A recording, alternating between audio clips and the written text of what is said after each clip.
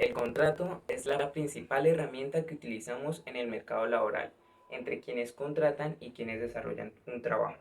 Podemos decir, resumiendo mucho, que un contrato es el documento en el que se resumen las condiciones a las que el empresario y el trabajador se comprometen a desarrollar sus respectivas funciones. Dependiendo del tipo de contrato que se utilice, los derechos y deberes del empresario y el trabajador varían. Mejorar las condiciones del empleo es hoy la primera tarea sindical, una tarea que para que sea útil ha de tener un especial cuidado en la forma en que se desarrollan los contratos, vigilando que se respeten todas las obligaciones recogidas en él y mejorando las condiciones de trabajador, derechos y cobertura social, en la que se realizan las actividades laborales por parte de los trabajadores.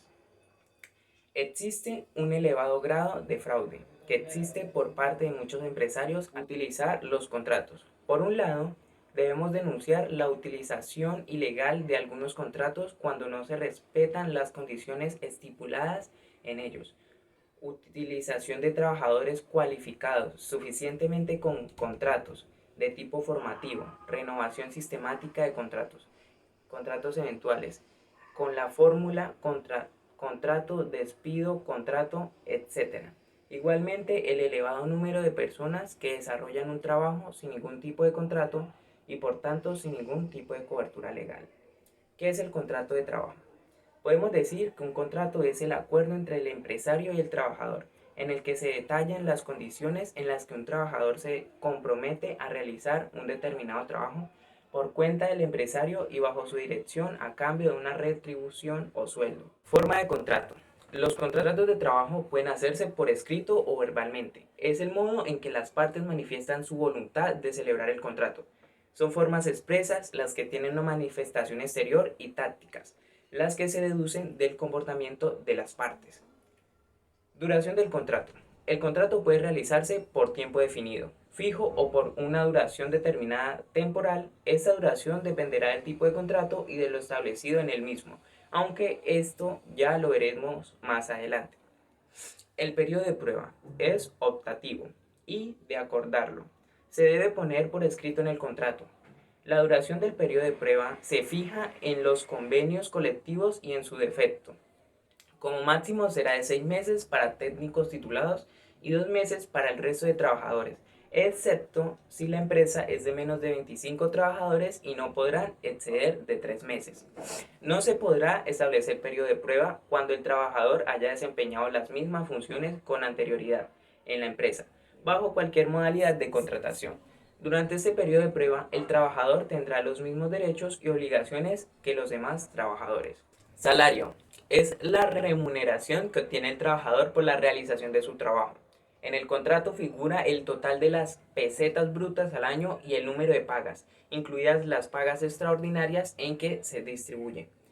El salario deberá coincidir con el recogido en el convenio colectivo de empresa y, si no existiera, en el convenio colectivo del sector provincial o nacional. En cualquier caso, no será inferior al salario mínimo interprofesional. Jornada. Son las horas de trabajo ordinarias a realizar por el trabajador, bien sea diaria, semanal, mensual o anualmente, y su distribución será como máximo de 40 horas semanales y 9 horas diarias. La jornada deberá coincidir con el recogido en el convenio colectivo de empresa o en su defecto en el del sector provincial o nacional. Los empresarios están obligados a entregar una copia básica de los contratos a los representantes de los trabajadores en el plazo de 10 días. Esta copia básica tendrá todos los datos del contrato salvo los personales, como el DNI, domicilio, estado civil, etc.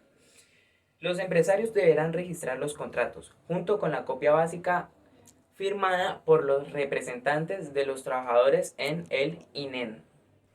¿Qué es INEN? El Servicio Público del Empleo Estatal, CEPE, antes INEN, permite a los trabajadores descargar una relación de sus contratos y los datos básicos a través de Internet. Causales de terminación del contrato de trabajo. En nuestro ordenamiento jurídico, las causales de despido se encuentran contempladas en el artículo 159, 160 y 161 del Código del Trabajo y son las siguientes. Mutuo acuerdo de las partes. Renuncia del trabajador, muerte del trabajador, vencimiento del plazo convenido en el contrato. Conclusión del trabajador del trabajo o servicio que dio origen al contrato. Caso fortuito o fuerza mayor. Alguna conducta indebida de carácter grave, debidamente comprobadas como falta de probidad del trabajo en el desempeño de sus funciones, conductas de acoso sexual, vías de hecho ejercidas por el trabajador en contrato del empleador o de cualquier trabajador que se desempeñe en las mismas empresas, entre otras. Despido. Las causas de despido se dividen en dos grandes grupos. Causa disciplinaria, como por ejemplo la desobediencia a los superiores. Causa objetiva, como son causas económicas, técnicas, organizativas o productivas o por incapacidad sobrevenida del trabajador para el desempeño del trabajo. Despido justificado. Cuando el despido es justificado, el patrón queda libre de ciertas obligaciones que la misma ley establece. Solo deberá pagar el finiquito. De lo contrario, además tendría que pagar una indemnización o hasta reinstalar el trabajador en su mismo puesto. ¿Qué motivos hay para un despido justificado? Si algún trabajador incurre en cualquiera de los siguientes actos, el patrón podrá despedirlo sin responsabilidad para él. Si el trabajador entregó certificados falsos o referencias en los que se atribuyan al trabajador capacidad o facultades de que carezca, tiene vigencia durante los primeros 30 días. Cuando el trabajador falta de probidad u honradez o incurrir de actos de violencia salvo que obre en defensa propia. Se altera la disciplina del lugar en que se desempeña. Si comete actos de violencia fuera del servicio contra el patrón, sus familiares o personal directivo administrativo.